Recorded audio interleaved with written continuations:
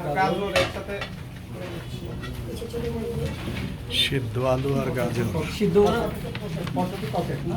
হ্যাঁ potato croquette potato croquette এই যে নিচে স্প্যাচুলা করে আমরা গ্রেড করে না নিয়ে কি হাত দিয়ে ব্যবহার করে নিতে পারতাম? তখন আমার হচ্ছে হাত দিয়ে করলে কি স্বাস্থ্য দানো থেকে যায়, হ্যাঁ তাই গ্রেড করে হচ্ছে ইজি ওয়ে, যে কোনো কিছু আর থাকবে না। হাতে ব্যথা লাগে তো নিতে পারবো তো গাজর জিজ্ঞেস করতে হাতের মতাটাই খাবো। সেটারই বাকি ছিল। সিদ্ধ আসো ওকে গাজর নিয়ে নিলাম, এরপরে এর মধ্যে কি কি আছে মশলাপাতি এটা বলো।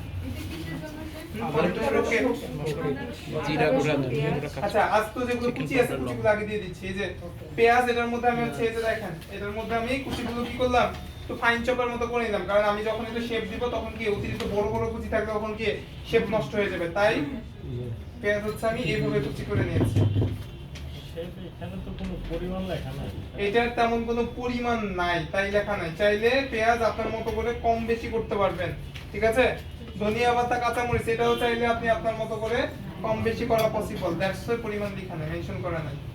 কাঁচামরিচ আর ধনিয়া পাতা আমি একবারে দিয়ে দিচ্ছি। কাঁচামরিচ হচ্ছে ঝাল মতো, যে যেমন ঝাল খাবেন, আর ধনিয়া পাতা যার কাছে ধনিয়া পাতার ফ্লেভারটা বেশি পছন্দ সে একটু বেশি দিতে পারেন, যার কাছে কম পছন্দ তার সে একটু কম দিতে পারেন। এরপরে আছে কি আদা রসুন কুচি, তাই না? আদা দিচ্ছি আমি হচ্ছে अराउंड হাফ চামচ, রসুন দিচ্ছি হাফ চামচের একটু বেশি। শুধু আদা রসুন লিখছে কিন্তু কুচি করে দেওয়া লাগবে, এটা বাটা লেখা দিতে পারবো, বাটা দিতে পারবো? হ্যাঁ বাটা দিতে পারবো। ঠিক আছে। আদা হাফ চা চামচ, রসুন হাফ চামচের একটু বেশি।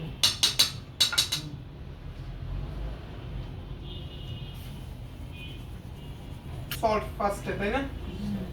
সল্ট হচ্ছে পরিমাণ মতো, যে যেমন সল্ট খান। চিকেন পাউডার, চিকেন সল্ট, তারপর দিচ্ছি chicken powder. Chicken powder use করলে অবশ্যই সল্ট বুঝে শুনে ইউজ করবেন, কারণ চিকেন পাউডারে যথেষ্ট পরিমাণ সল্ট থাকে, সো বুঝে শুনে আপনারা সল্ট ইউজ করবেন। এটাতে কি চিকেন পাউডারটা দিতেই হবে বাধ্যতামূলক? ফ্লেভার না লাগবে লোক থেকে। আচ্ছা। তো ম্যাডাম বাসায় বানাইলে হয় না, রেস্টুরেন্টে স্বাদ আসে না। জিরা গুঁড়া, ধনিয়া পাতা, হ্যাঁ। কাঁচামরিচ। হ্যাঁ জিরা গুঁড়া জাস্ট, এখানে আপনার গুঁড়া মশলার মধ্যে শুধুমাত্র জিরা গুঁড়া দেবেন।